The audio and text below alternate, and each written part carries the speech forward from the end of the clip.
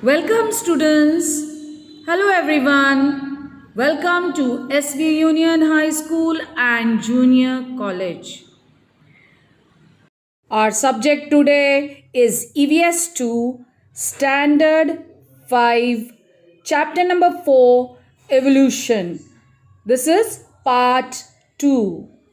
In lesson number 3, children, we saw the formation of the earth, the beginning of life on the earth, and the animal world on the earth. We also saw how various type of unicellular organisms or living things first appeared in water. They were called as protozoa. Gradually, from these unicellular animals, multicellular animals developed.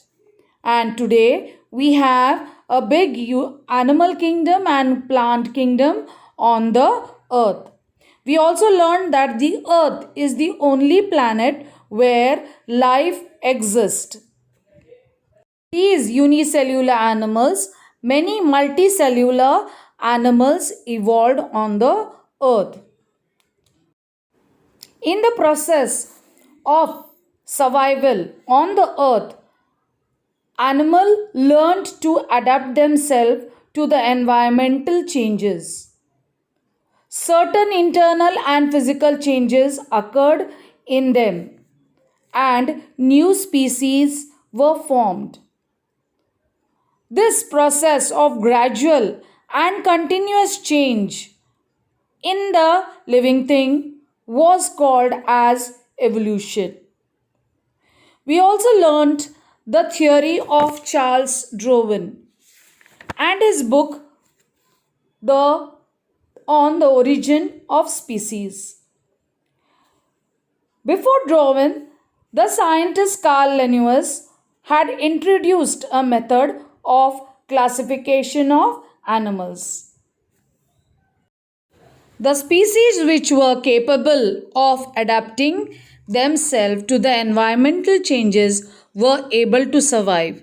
The ones that could not adapt themselves became extinct in the process of evolution. In the ancient times, there were many species of the type of animals called dinosaurs. Dinos in Greek means terrible and saurosus means lizard or reptile. So, Dinosaurus means a terrible lizard. It is believed that human beings evolved from these huge animals called the apes, which lived in the African jungles. These are the following stages of evolution of animals. Let us first know more about vertebrates and invertebrates. Animals such as snails, cockroaches, earthworms do not have a vertebral column and therefore they are called as invertebrate animals. Now, what is a vertebral column, children? A vertebral column is a chain of bones in the center of our back. So, those animals who have this vertebral column are called as vertebrates, and animals like insects, spider, butterflies, all these animals come under the category of invertebrates. Animals which have a backbone or a vertebral column are called as vertebrate animals. Now we can see a variety of vertebrate animals and invertebrate also, but we are talking about vertebrate. Here, snakes, birds, fish, kangaroos, lizards, human beings, these are all vertebrate animals. There are many examples of vertebrate and invertebrate animals. It is believed that vertebrate animals have a more developed brains. We have seen aquatic animals and terrestrial animals. But there are some examples of animals which live on land and water. These animals are called as amphibians. For example, a frog is an example of an amphibian animal. Birds like a kite, an eagle, a crow, a butterfly, a honeybee all fly in the air. They live in the different places. These animals are said to have an aerial mode of life. Animals which crawl are called as reptiles. There are variety of reptiles living on the earth. For example, lizards, snakes, etc. The above slides show you the pictures of various reptiles living on the earth. Now let us see, children, what are mammals? Mammals are the most evolved animals among vertebrates. The following are the characteristics of most of the mammals. First one, the young one of a mammal grows in the mother's womb, which is in the stomach of that particular animal. The baby of the mammal is fed on the mother's milk for some time after its birth. Means the young one is looked after by the mother for some period of time till the baby becomes independent and starts living on its own.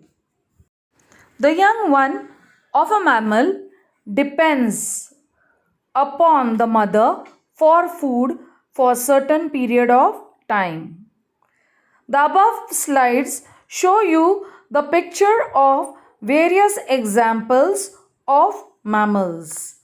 The dog is a mammal where its baby develops in its stomach or womb. A deer too is an example of mammal. Animals are also classified according to the mode of their reproduction. For example, animals which lay eggs and which give birth to their young ones directly. Animals which lay eggs and give birth to their young ones are called as oviparous animals. And animals which give birth to their young ones directly, like the dog, cat, elephant, so on, are called as viviparous animals. Platypus and some species of anteaters are exception to this.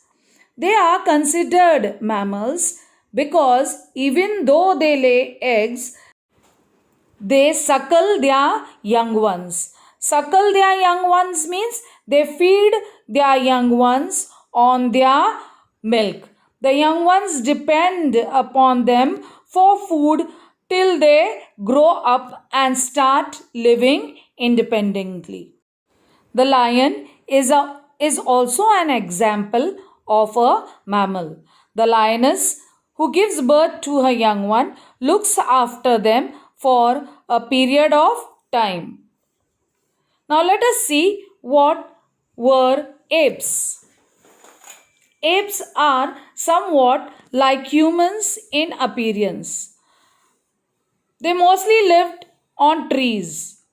Those species of apes which continued to live on trees retained their original ape-like form.